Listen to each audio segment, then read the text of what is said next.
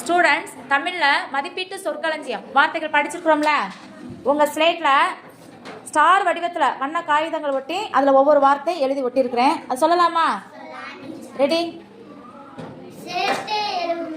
எழுதுக. Very good. உரிய சொல் எது? Very good.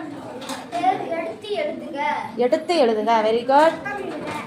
வட்டமிடுக. Super super. Very good. உரிய எழுத்து எது? சூப்பர். உரையாடலை நிரப்புக. Very good. சூப்பர். வண்ணமிடுக. Very good.